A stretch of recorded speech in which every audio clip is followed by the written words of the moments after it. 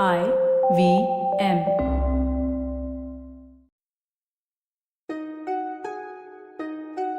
This week, taking a wide sweep from Poland to China, we understand why dictators love town squares and how these very squares become the sites of their destruction. April 15, 1989.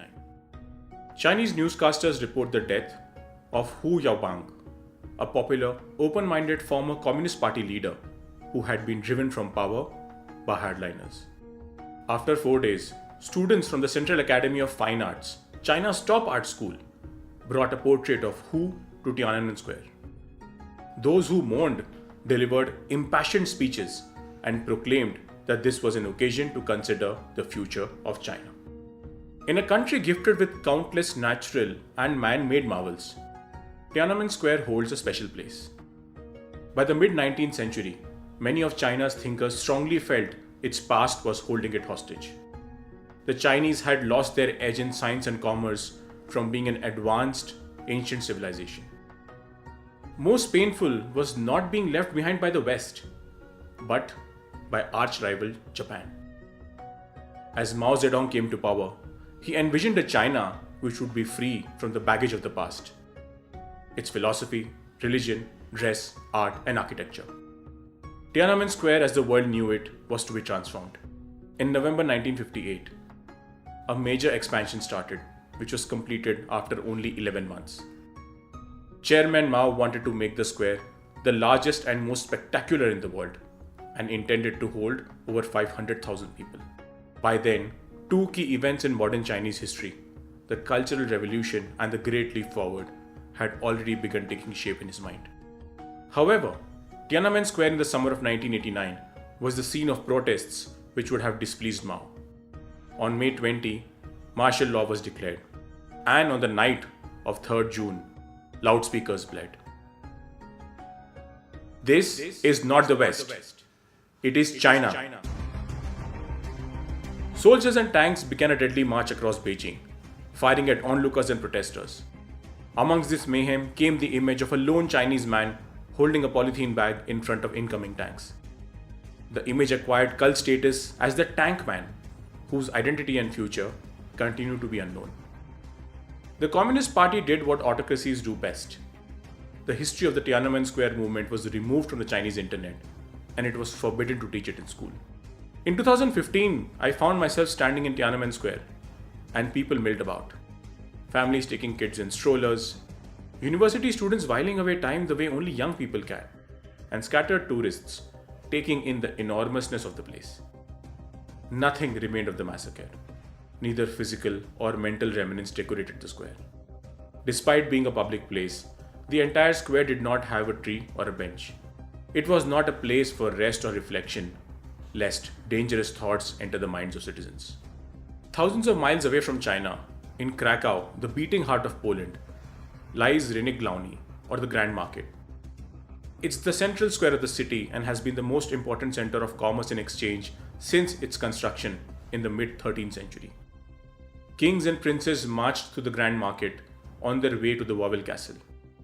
It houses the St. Mary's Basilica Church, and around it lies the Jagiellonian University. It was never a political place, for it was a center of trade. Everyone from Jews, Armenians, Tatars, Czechs, and Germans traded here. The other good which was hotly traded in the Grand Market was ideas. The cafes were hotspots for students, intellectuals, and writers. In the middle of the square is the statue of Adam Mickiewicz, Poland's national poet.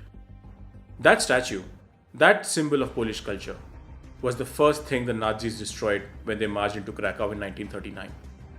Their goal was to destroy Polish culture. The Grand Market became Adolf Hitler Platz. On the first anniversary of the invasion, a military parade was held in his honor. Joseph Goebbels arrived in an open black car. Soldiers marched in ranks.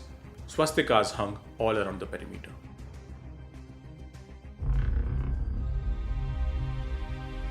Eventually, when the Nazis were defeated, the flags were burnt and the remains of the Mickiewicz statue were found in a Hamburg scrap heap. The Polish People's Republic was established, but the communists saw Krakow as the enemy city, one that once housed the kings and nobles. They went on to set up Nova Huta, a vast steel mill and one of the largest socialist realist settlements with brutalist architecture. The Grand Market became the place of political jokes and innuendo. Anyone and everyone who disliked the government found their way to the Grand Market. It continued to remain the heart of trade and commerce. The Central Square, the Avenue of Roses of the communist Nova Huta, became the central place of the government. It featured a nationally known statue of Vladimir Lenin, unveiled on April 28, 1973. The bronze monument was pulled down in 1989 by the city as a result of numerous protests by local citizens. Several thousand onlookers came to watch the dismantling. As the Iron Curtain fell, the Grand Market experienced the transition from communism to capitalism and from Cold War to wary peace. World over, dictators and autocrats love town squares. It becomes the place where they have their shows of strength. From their pulpits, they propound a dangerous version of nationalism. They punish their enemies and make a spectacle of crushing resistance. Soldiers march through the square, dissidents are dragged out, and there is enough space for onlookers. When they find the most important cities too small for their grand plans, they build entirely new nonsensical cities. Take the example of Naypyidaw, the new capital of Myanmar. On November 6, 2006, more than 12,000 troops marched in the new capital in its first public event, a massive military parade to mark Armed Forces Day, the anniversary of Burma's 1945 revolution against the Japanese occupation. Or the city of Ashgabat, the capital of Turkmenistan, which is home to the Independence Square. The square is, however, devoid of people and accessible only to the government. It remains practically empty. They place police and soldiers to ensure nobody loiters. Kazakhstan relocated his seat of power to Astana, a capital deep in the Kazakh steppe, filled with futuristic architecture to dazzle visitors. Russian President Vladimir Putin looked to the past for inspiration. In 2008, he revived the Soviet tradition of massive military parades in Moscow's Red Square to project strength. Saudi authorities used Riyadh's Dira Square to carry out official public beheadings. But what autocrats and dictators forget is that it's these very squares that become their downfall. Tahrir Square in Cairo, Egypt, Taksim Square in Istanbul, Turkey, and Euromaidan in Kyiv, Ukraine have all been central to the fall of autocracies. Ironically, the most authoritarian of governments build the graveyards of their downfall, one square, one brick at a time. If you like this podcast, don't forget to check out other interesting podcasts on the IVM network. You can listen to us on the IVM Podcast app or ivmpodcast.com. You can also follow us on our social media. We are at IVM Podcasts on Twitter and Instagram. If you want to reach out to me, I am Utsav Memory on Twitter and YVTravel42 on Instagram.